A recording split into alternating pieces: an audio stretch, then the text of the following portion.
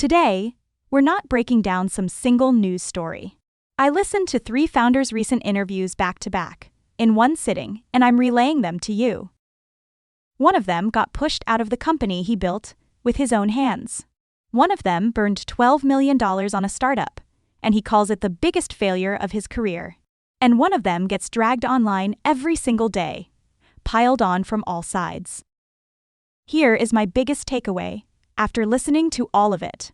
In this whole wave of AI, everyone's betting on the tech, on which model wins, which approach turns out right.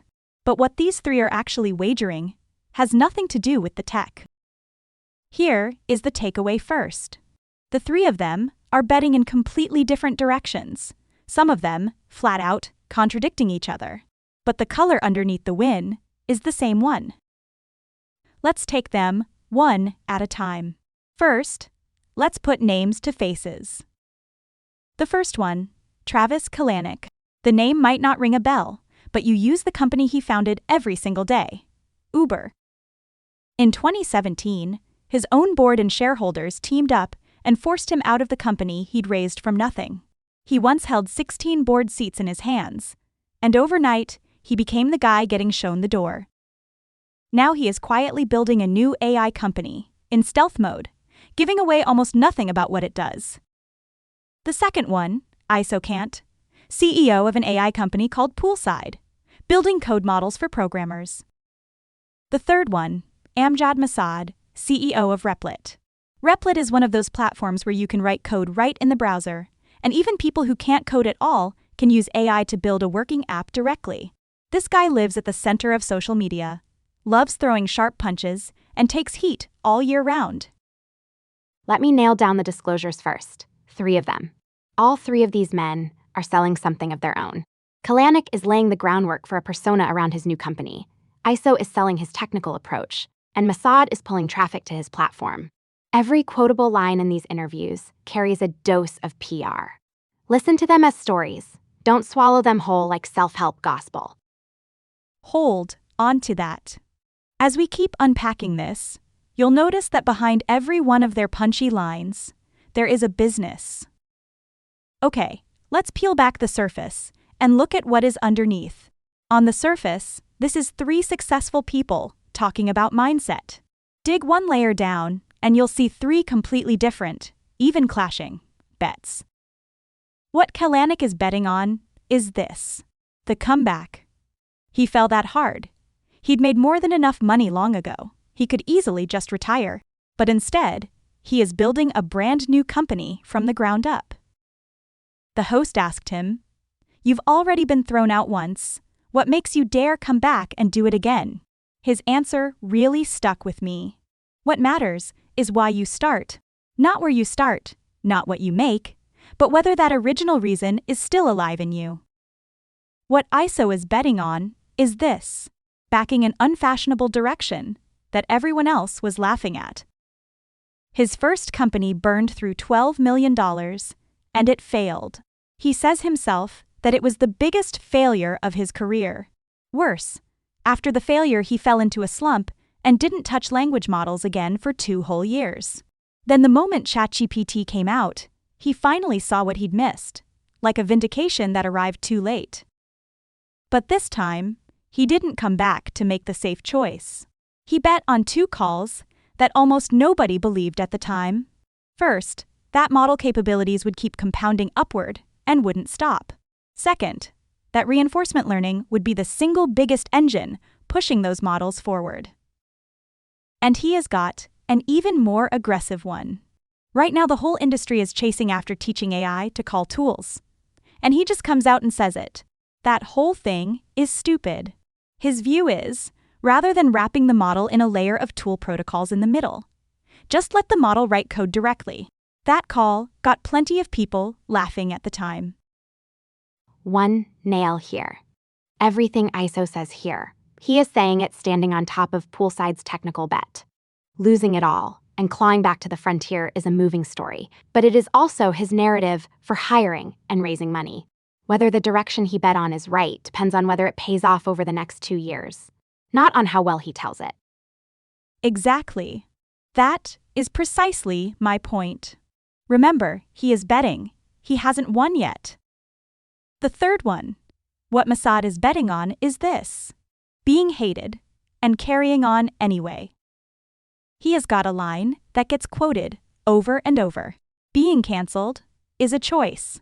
Meaning, when you're getting mobbed online, pinned to the ground by public opinion, a lot of the time you can choose not to let it crush you. The best proof of that is a major incident Replit once had. A very well-known guy, Jason, the founder of Saster, who has never written a single line of code in his life, used Replit AI to build something, and ended up wiping a database clean out of existence, which went straight to the news headlines. Anyone else? The first reaction would probably be to pass the blame. The user just didn't get it. It is the AI's fault.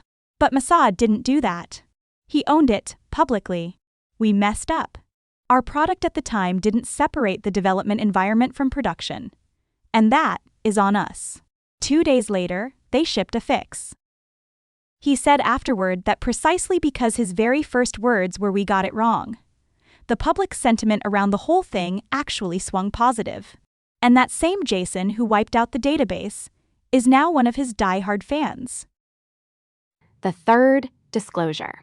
Mossad himself knows full well that owning a mistake and taking the heat, that act in itself, is a viral growth play.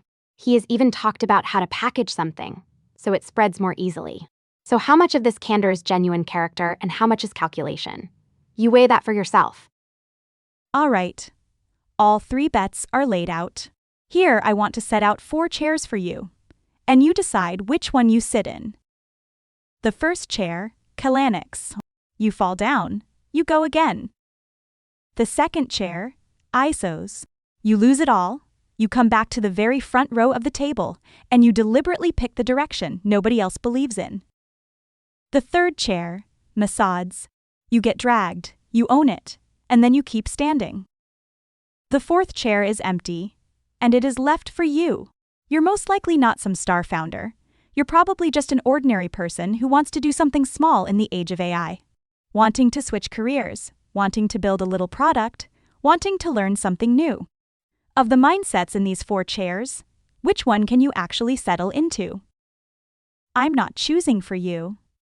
I'm just lining these 4 chairs up side by side, right here. So what moment in history does all of this look like? I don't want to hand you just one reassuring answer. I'll give you 3, and you pick. The first parallel. It looks like the gold rush. Back then, the ones who quietly got rich weren't the crowds swarming the hills digging for gold. They were the ones off to the side selling shovels, selling water, selling jeans, and the ones still grinding after everyone else had walked away. The second parallel. It looks like the dot-com bubble. In those years, the batch of companies that shouted the loudest and told the biggest stories, a huge swath of them later died off. It was the ones who looked unremarkable at the time, heads down building product, who survived to the end. The third parallel, and it is the most uncomfortable one. Maybe this time really is different. The money behind this wave of AI is just too deep. Sometimes whether you can hang on doesn't come down entirely to your own grit. It comes down to whether there is a giant behind you who can afford to keep burning cash. Individual persistence might not be as all-powerful as the stories make it sound. All 3 parallels are on the table. I'm not going to blend them into one official answer for you. Finally, let me give you my own take, and I'll keep it restrained. What I believe in is that common thread running underneath. Technology shifts every couple of years. The hottest approach today could go cold tomorrow. What actually carries you through cycle after cycle is that shared drive these 3 men have in them. You lose, and you're still willing to sit back down at the table. But I'll also warn you, and Sina's been warning you the whole way through. Don't turn a founder's punchy quotes into an article of faith. When they say these things, every one of them is selling something. The story sounds stirring because it was designed, from the start, to move you. Eiso himself even says real Agi probably won't arrive until somewhere around 2035. Which is to say, what these 3 are betting on isn't something that gets settled tomorrow. It is a very long fight. So over these next 2 years, I'm watching 3 things, And you can watch them right alongside me. What Kalanick's secretive AI company is actually cooking up. Whether Poolside's unfashionable bet, letting the model write code directly instead of doing tool calls, actually pays off. And whether Replit is we messed up, candor is a culture that truly lives in their bones, or just a well-rehearsed PR move. 3 people, 3 ways of betting, 1 thing in common. Into the headwind. Keep going. Next round, I'll keep relaying it to you.